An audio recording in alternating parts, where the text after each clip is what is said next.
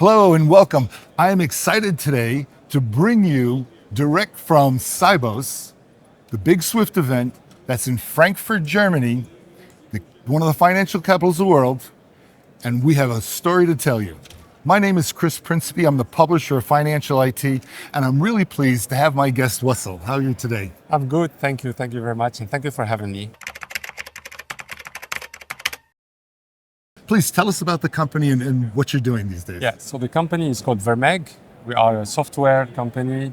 We are building software for financial markets, managing collateral assets for trading, managing back office for securities, and we have been providing lately the ECMS infrastructure, technical infrastructure, where there's a layer where 20 banks in Europe will connect to this collateral management system that is harmonized across all European clients.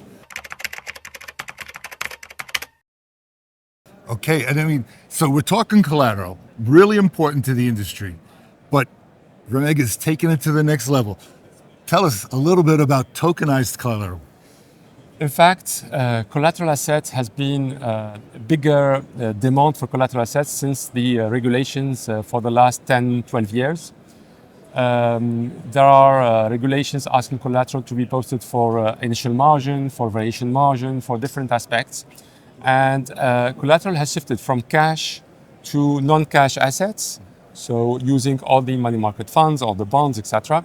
And now it's shifting further to fetch further efficiencies to digital assets and tokenized assets. So the users of tokenized assets in the collateral space is making its way. There are working groups, there are proof of concepts, and there are as well models that are being worked on from legal framework, from the economic model, and as well the technical ways to do that. And of course, as a fintech company, we are providing the technical piece of that in terms of connection to the chains for the settlements of the digital assets and tokenized assets. Well, I'll tell you, very interesting stuff. And look, we know that the legal framework is important to do any of this, but in terms of the tech that actually does this, you guys are ready to go. I think, yeah, as a fintech, we are providing the tools to leverage that. So, of course, we are building connectors to the blockchains for the settlements. We are also working on modeling the digital assets or tokenized assets within our system. And we are here to help leverage all the chain benefits in terms of 24/7 settlements, real-time settlements, and velocity of the settlements. And for us, of course, we are working on that in partnerships with clients to help them achieve such efficiencies. Well, I'll tell you, if you guys heard what I just heard, that's a game changer, because right now the collateralization business, it kind of moves a little slow. You kind of lose some of the value and velocity of things, and tokenization, it's going to change that.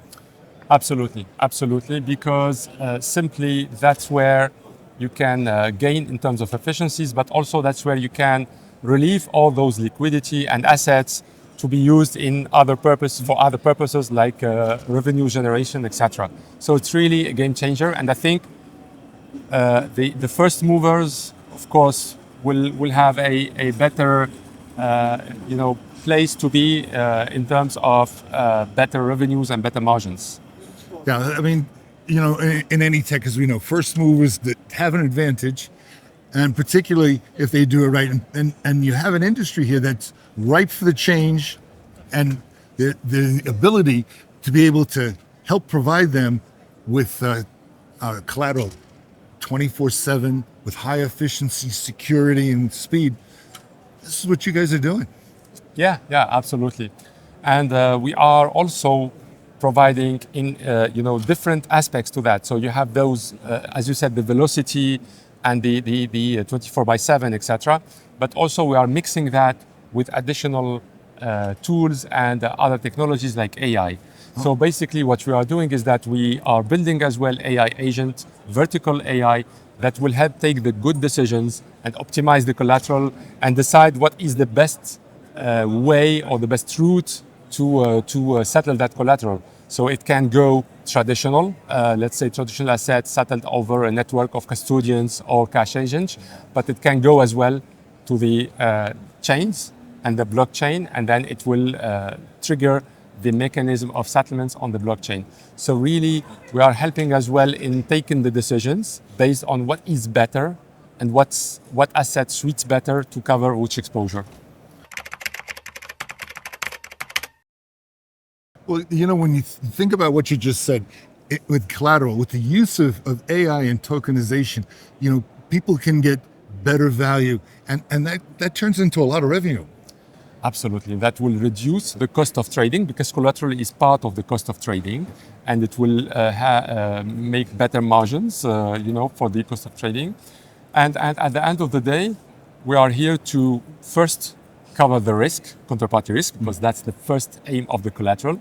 And second, do it at the lowest cost so that we can help the different financial institutions achieve the highest revenue with the lowest costs.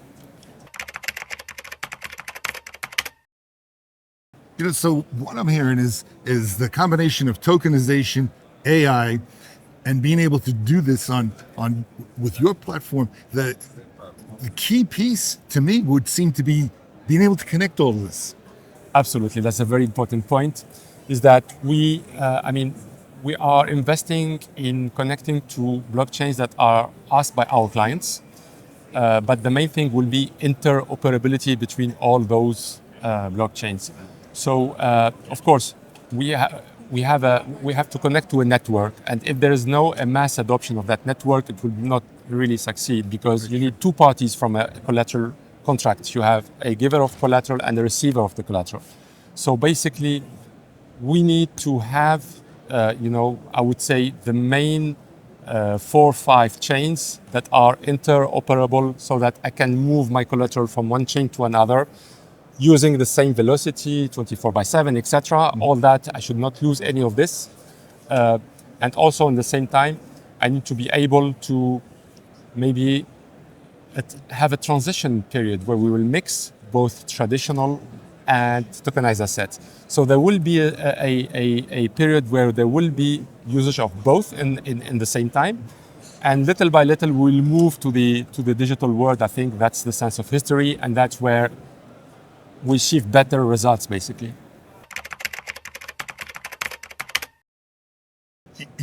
Now it has me excited to ask you the question, because it sounds like you're doing it already, but what's in the future?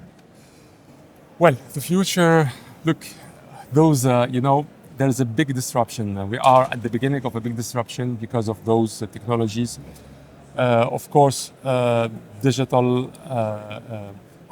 digitization of assets, but also artificial intelligence, etc.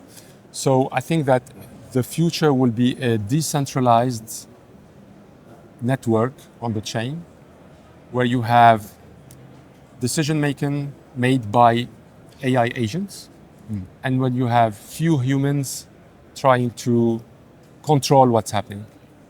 I think at least this is how I see the vision, the future in the 3-5 years, maybe a little bit more. But I think we are going towards this setup, and of course, the more we will have adoption by the industry of those technologies, and we are here at Sibos, and we see there's a lot of investments from the bank and from the industry about this.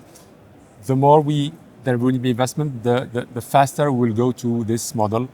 And hopefully, we will be in a model where really we can assist to the most efficient model where human can control still the thing, but really leverage those technologies.